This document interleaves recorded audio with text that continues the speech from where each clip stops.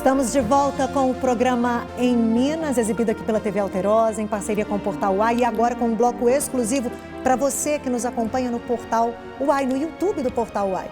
Nosso convidado de hoje, Maurílio Martins, cineasta, produtor do filme O Último Episódio. A gente continua conversando, Maurílio.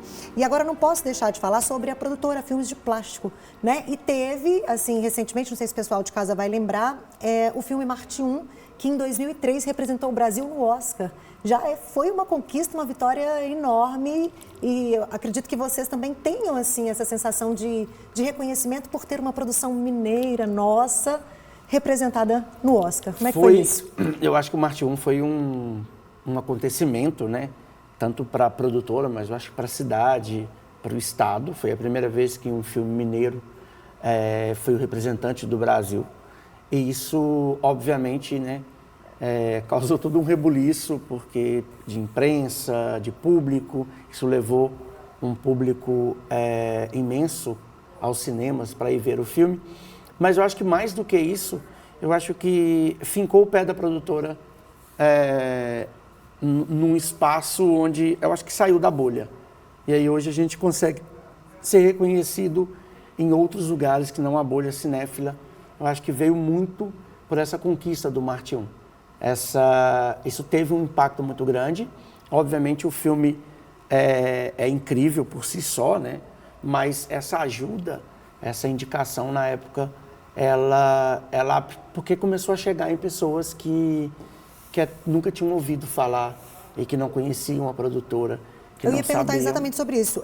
O Marte 1, ele foi ali um marco para a produtora no cinema brasileiro, mas não só na produção, para as pessoas, para o público, para quem não sabia da Filmes de Plástico e dessa produção mineira, né? De realmente chegar em lugares que a gente não pensava, não imaginava, em todos os estratos sociais, né? Em diversas regiões.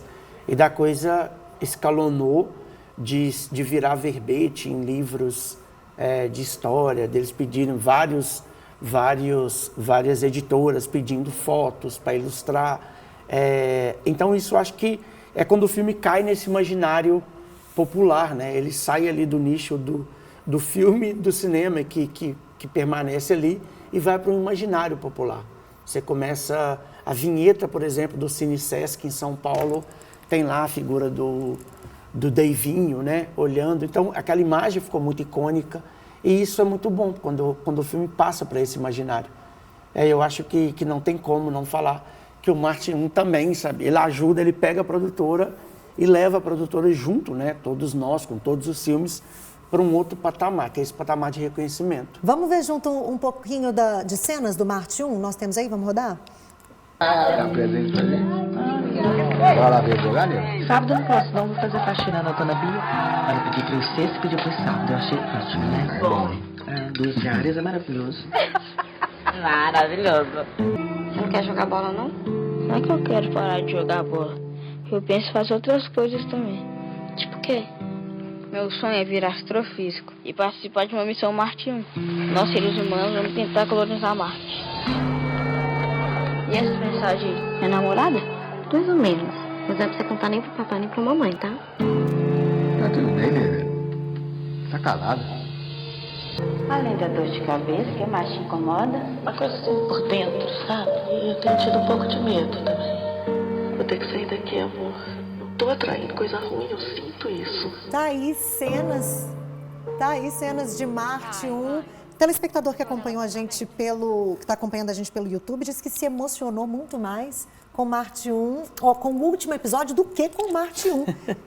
Surpresa para você? Então, isso tem, eu acho que tem ali uma coisa no último episódio, que ele lida com a nostalgia, e aí eu acho que a nostalgia, ela atinge a gente em pontos, talvez, um pouco mais profundos e imediatos.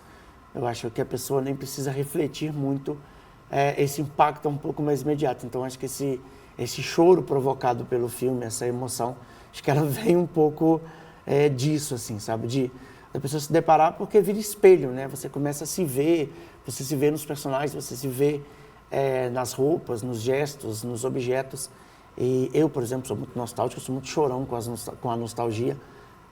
eu acho que isso, para mim, impacta muito essa relação com a nostalgia. Agora, curiosidade minha, na hora que vai produzir um filme como esse, né, ambientado na década de 90, como é que funciona o processo de criação para que você traga também para dentro do filme, para a filmagem, objetos, toda uma ambientação que remeta àquela época? Eu estou falando assim do básico, exemplo, um telefone de uma época analógica, ou toda essa questão de cenário, como é que é isso dentro de uma produção de um filme? Eu acho que no caso do último episódio, ele passa por questões muito particulares, uma que eu já falei, da recriação do bairro, de como que você recria um bairro que está sendo apagado constantemente. Então você tem que fazer uma série de truques, sejam eles até composição em 3D a gente fez.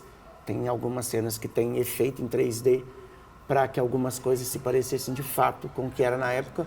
Mas tem um trabalho de direção de arte muito primoroso, de entender como transformar aquilo a partir das minhas referências, a partir das fotos, a partir dos vídeos que eu coloquei. Porque não é só recriar uma época, é recriar uma época num bairro de periferia. É recriar 1991 no Laguna. E essas fotos todas que eu disponibilizei na época para as pesquisas, elas foram seguidas muito fielmente. E aí depois vai se estendendo, porque além da direção de arte, você tem um figurino, você tem a caracterização de cabelo, maquiagem. E aí esse complemento que se junta com a fotografia, acho que ele produz esse resultado que é das coisas mais elogiadas no filme, que quase sempre a fala parece um filme de 1991. Não é que parece um filme sobre 1991. A sensação que as pessoas têm é que elas estão assistindo um filme da época. Agora, curiosamente, você nos confidenciou antes de entrarmos aqui no ar, que tem inclusive um VHS seu que fez parte de uma das cenas do filme. Esse VHS, quando eu estava ali com 12 anos, obviamente, né, além de ser muito pobre, na região ninguém tinha uma câmera, então assim, eu não tinha nenhuma imagem em vídeo da minha infância, adolescência. E aí, esse vídeo ele foi feito a partir de um jogo de futebol. Os organizadores desse jogo de futebol, eles contrataram uma câmera e essa fita, eu sabia da existência dela, um dia eu vi essa fita na casa do proprietário, ela estava sendo jogada fora. Isso eu devia ter meus 17, 18 anos. Eu peguei essa fita e guardei para mim. E é essa fita? E é essa fita. E aí eu guardei ela por anos. Quando chegou na época do filme, a gente usou, colocou, e aí tem um fato que é muito maravilhoso, e eu fico até emocionado de contar, que eu tô nela, obviamente eu tô nela numa das cenas, e eu tô abraçando o meu melhor amigo, e esse meu melhor amigo, ele tá no filme. Ele atua no filme, ele é o Zena, ele é pai do Cassim, um dos atores do trio principal. E isso é muito incrível, porque de como que as coisas vão se misturando, né? É uma fita sobre a minha infância, que eu estou com meu melhor amigo, ao mesmo tempo eu sou diretor de um filme em que ele está atuando e esse filme fala da nossa infância. Não a nossa infância autobiográfica, mas da nossa infância enquanto pessoas de 13 anos que moravam naquele lugar, naquele momento que vivemos.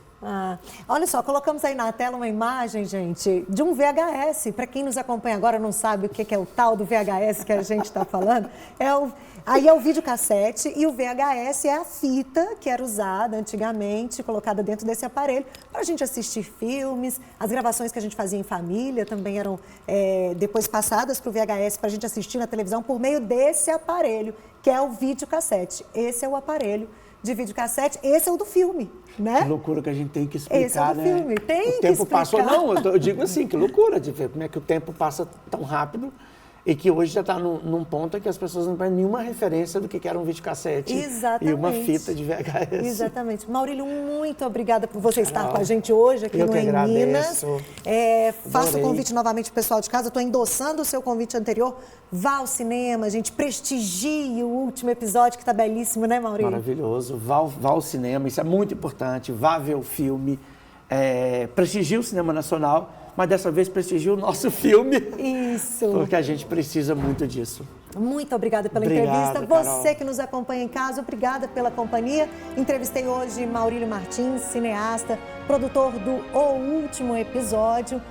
A íntegra do nosso bate-papo você acompanha amanhã no Jornal Estado de Minas. Obrigada pela companhia, pessoal. Tchau. Que vacilão. Nem o mais bonito. Mas ele tinha 2 grandes amigos. O que a gente vai apresentar na Feira de Cultura, hein? Aí dá o dia, não tem nada pronto. E uma paixão. Oi. Oi. Que mudaria tudo.